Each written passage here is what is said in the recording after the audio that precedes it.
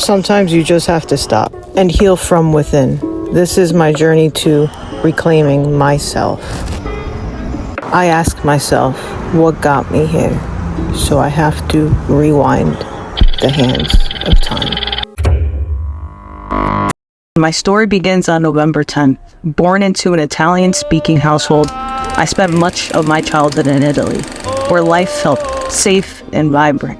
But every time I returned to the States, a darkness awaited me, one that hid in plain sight. It was an underground nightmare that no one else could see. In school, I struggled to communicate. My teachers didn't understand a word I said. But somehow they knew I was destined for something bigger. By the second grade, I excelled in reading, writing, and I was at the top of my class in religion. Why? Because I was crying out to Jesus, begging for an escape. Yeah, I went to Catholic school. How ironic, right? When my little brother came into the picture, my place in the family seemed to fade in the background. But when I was with my nonno and my nonna, everything changed. They were my safe place, my sanctuary. And though I'll never forget the warmth of their presence, there's just that one spot that I didn't feel safe. That Chevrolet, that white Chevrolet Blazer, I'll never forget. In the fourth grade, I joined the basketball team. Every jump ball, every shot I made, it was like the world melted away, and all that mattered was the roar of the crowd, the adrenaline. It became a lifeline, a distraction from the unspoken horrors lurking just beneath the surface. From the ages of 7 to 11, my life was a blur of games and moments of escape. I felt untouchable on that court, though, I gotta admit. But the mind, it remembers what the heart tries to forget. By the time I was 16, the scars I tried to bury resurfaced. A toothache introduced me to Miss Perky on my birthday, and suddenly I felt invincible. I was Superwoman, or so I thought. What followed was a blur. 6+ years of addiction, lost time, and a desperate search for numbness. My mom left, the family shattered. Rehab became a revolving door. And in my year of Jordan, 23, I hit rock bottom. We'll get to that another time, though.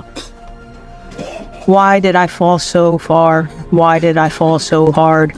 The answer became clearer. Each time I tried to crawl out of that hole, I couldn't escape it. I couldn't escape it.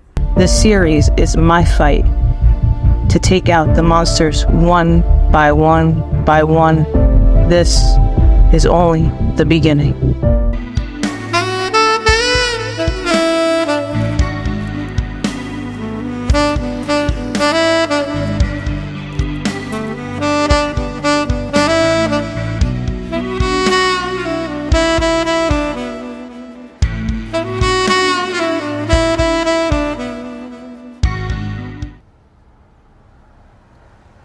Don't trust anyone.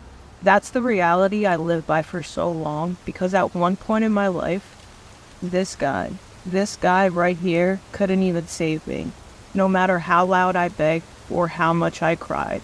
But today, I'm reclaiming myself, my love, my trust, piece by piece.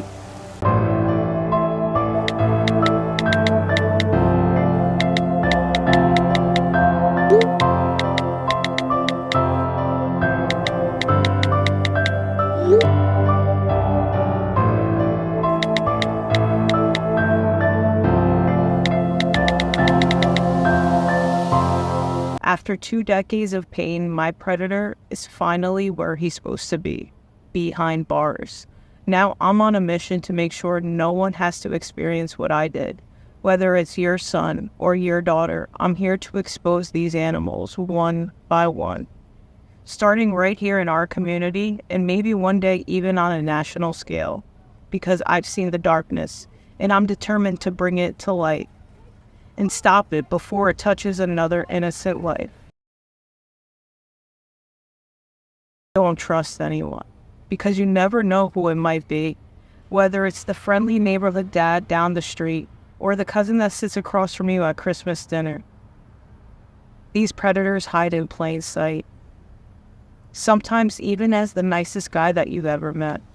This series, it's gonna turn your stomach. It's gonna make you sick, but it's a necessary wake-up call. It's my mission to pull back these curtains, expose these monsters for who they truly are, and show you how deep their deception truly runs.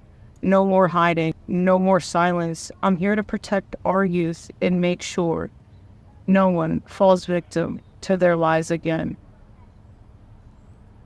Don't trust anyone. Let's get into Unmasked.